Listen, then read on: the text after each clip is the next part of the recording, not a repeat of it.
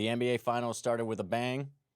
The New York Knicks walked into San Antonio and immediately stole home court advantage. How will both teams adjust in preparation for Friday night? I will go through what worked and what did not work in Game 1. Hint, hint, Brunson was not the main story. And then I'll shed some light onto what each team can do in Game 2. It's the last series of the NBA season. Can't hold anything back now. Then the NFL train is starting to rev its engines. In this video, I will discuss a few of my favorite offseason moves to date. Spoiler, the Rams are on the list. Welcome to JetKoa Sports. I am your host, and we have a lot to get into today. The New York Knicks arrived in Texas ready to play defense. Game 1 was a defensive battle as both offenses performed poorly, and it will be interesting to see how things evolve moving through the series. The Spurs came out of the gate looking like a team that was on 3 days rest after playing 2 long, tough series. Wemby started the game with a few turnovers and a couple poor shot attempts, which was different from the early game haymakers the Spurs have thrown all postseason. They looked tired. But the Knicks' offense was not looking great either, and the game remained tight up to halftime. And most of that was the result of Brunson's injury scare. During the first quarter, the game was starting to get chippy early, and it was going to be a physical game. Champagny was draining threes and John with Knicks players, specifically Landry Shamet. Then a few plays later, Shamet hip-checked a rim-crashing Harrison Barnes and sent him flying right into Brunson's right knee. It looked like a slight hyperextension, and having personally torn my own PCL and MCL before, I thought he may be in some trouble. And I immediately got sad, thinking this series was about to lose the top scorer. Luckily, Brunson is a beast, and he hobbled back onto the court. But his performance did seem affected, although it did not stop him from having a tremendous fourth quarter like Jalen Brunson does. Anyways, back to the third quarter. With Brunson hobbled, the game shifted in the Spurs' favor. And the Spurs had built a lead, which maxed out at like 14 points. And then this is when the real shift in the game happened. When Wemby moved to the bench in the third quarter, Karl-Anthony Towns had back-to-back possessions being guarded by Luke Kornet that resulted in Cat finding slashing Knicks players for 2 easy buckets. Then the next chance he got, Cat pump-faked and drove to the hoop around Kornet. Mitch Johnson had seen enough, put Wemby back in the game, and tasked him with guarding Towns without receiving much rest there in the third quarter. And it did not go well for Wemby. And Towns was also having great success guarding Wemby on the other end. Cat is one of the most gifted offensive big men in basketball history. And the only Spur that can attempt to guard him right now is Wemby, which is not what the Spurs want Wemby doing. They want Wemby on Josh Hart so he can play more of a zone and protect the rim by offering backline help. When Wemby is on Cat, he has to stay with him because he is a shooting threat, all the way out to the three-point arc. That pulls Wemby from the paint and creates space for everyone else on New York to work. If Wemby sags off Cat, then Cat hits a three. When Wemby plays up tight on Cat, Towns is strong enough and fast enough to pump fake and get around Wemby. Wemby does not do well defensively against big men that can shoot. Cat and the Joker have proven this to us. It's a major issue for San Antonio in these finals. And then when Wemby is on offense, he does not do well against big, strong centers. Towns and Mitchell made his life hard in Game 1, and Wemby needs to find a way to counter that in Game 2. Wemby shot 6 for 21, or 29%. He did get 26 points, mostly through free throws. And then he had 6 turnovers while shooting 9 three-pointers. He made 2. He took a three-pointer with 5 or 6 minutes left in a 6-point ball game in the fourth quarter and missed. And right there, I knew it was over. It's absolutely ridiculous to waste possessions on those types of shots. Wemby needs to play inside out, be forceful in the paint early, get people into foul trouble, and then start branching out to the other areas of game. Move to the mid-range, move to the three-point line. However, this issue isn't just Wemby. the Spurs as a team took too many quick and sometimes bad three-point attempts. That is how they showed their youth, in my opinion. They were not using the shot clock, and it seemed like for long stretches of the game, it was one pass, then shoot for the Spurs. And they were not even taking good shots in those instances. Overall, they played poorly. Back to the Knicks, Josh Hart was the heart of the Knicks, doing everything but scoring. He had 15 rebounds, 6 assists, 3 blocks. He had himself a game, and he was diving for every loose ball. Somebody on San Antonio has to match that effort and emotion for the Spurs to have a chance. And they do. The Spurs do have players that can achieve that goal. Dylan Harper was providing that spark for the Spurs. And he was probably the best player on the court for stretches at a time in Game 1. But then he only played 3.5 minutes in the fourth quarter. Mind-boggling. He had 16 points and 8 rebounds heading into that frame. Why didn't he play more? He was shooting 60%. On the other hand, De'Aaron Fox was in the game during the fourth, and he had a terrible game from beginning to end. I really like De'Aaron Fox, but Dylan Harper should have been in that game over Fox. Stephon Castle did not have a great game either, but his defense, strength, size is needed on Brunson. You got to play him. You need Castle. So that leaves you with Harper should be in over Fox. Maybe not the entire fourth quarter, but definitely more than 3 minutes. I'm not sure if that decision was based on analytics or if Harper had an injury or something else going on, but it is puzzling. I've been harping on Harper all postseason and his importance to this team's chances. He is a game changer, and he needs to be on the floor to have the opportunity to do that.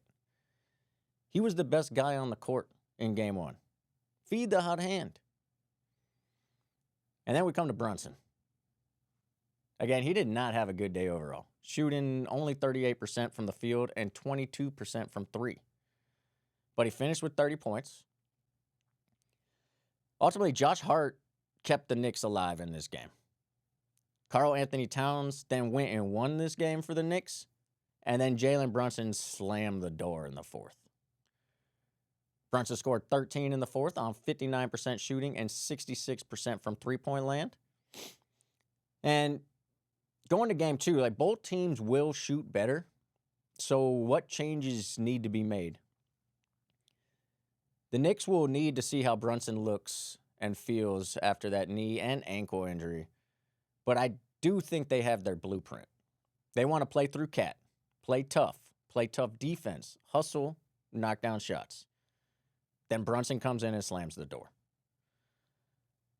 The Spurs, I think, have a much bigger issue from Game 1, and they need to make the first counter in this series. Like, I'm really looking to the Spurs in Game 2 on Friday and see what they do from the jump. The Spurs need an answer for Cat. When Wemby is on offense, he needs to be better. No secret there. He needs to take it to Cat. He is the alien, so do otherworldly stuff.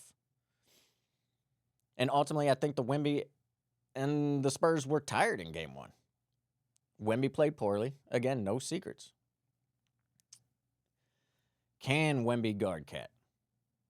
If he can't, who else can? Luke Cornett is not fast enough. Cat will eat him alive. The Spurs' wings are not big enough to muscle with Cat or cut off his vision to passing lanes. He's got 4 or 5 inches on all of them. On the bench, far deep in the bench, the Spurs have Mason Plumlee, Kelly Olynyk, and Bismack Biyombo, although none of them have played much lately. But maybe one of them can provide some minutes against Cat. I think they at least have to try out one of them.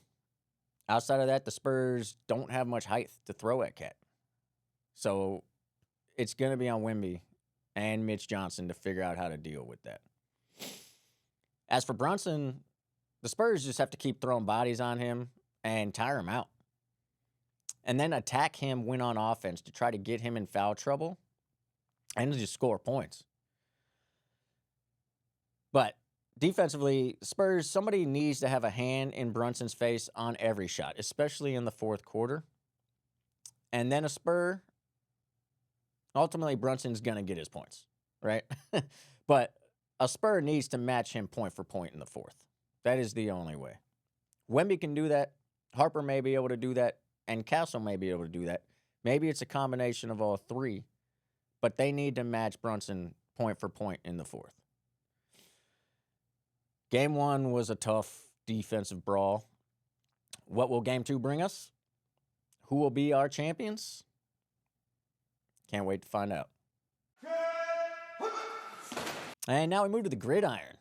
I wanted to briefly highlight a few moves that I think will have massive influence on the 2026 NFL season.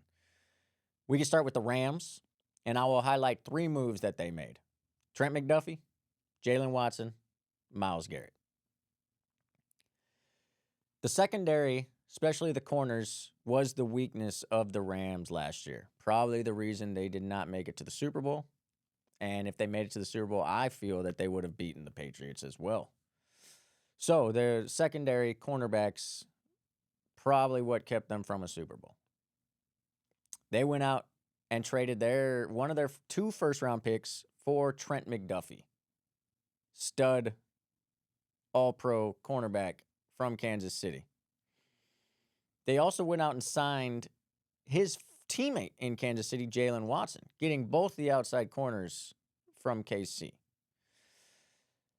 few years back, the Rams traded for another cornerback named Ramsey and then went and won the Super Bowl. I kind of have that same feeling here. And I had that feeling after just this move with Trent McDuffie and Jalen Watson. And then this week, the Rams went out and traded for Myles Garrett. I love Jared Verse. I think he's a fantastic player. But this is Myles Garrett. Yeah, you gave up draft picks, but you don't really seem to care about draft picks in LA. So, again, this is Myles Garrett. I think it's worth it. And honestly, Myles Garrett's going to make McDuffie and Watson's job easier. And they're both really good. I think this Rams defense is going to be a lot of fun to watch. I cannot wait. Next, I'm going to go ahead and give credit again and always for the 2026 Las Vegas Raiders offseason. First off the bat, signing Tyler Linderbaum to nurture and protect Fernando Mendoza was brilliant. Slightly overpaid based on the center market, but it looks like center pay is starting to go sky high in the NFL. So getting the best one is a good call. Then they went and signed linebackers Nakobe Dean and Quay Walker, both out of Georgia, both around the same age, know each other, have played with each other forever. We're on the Eagles with each other. They speak the same language.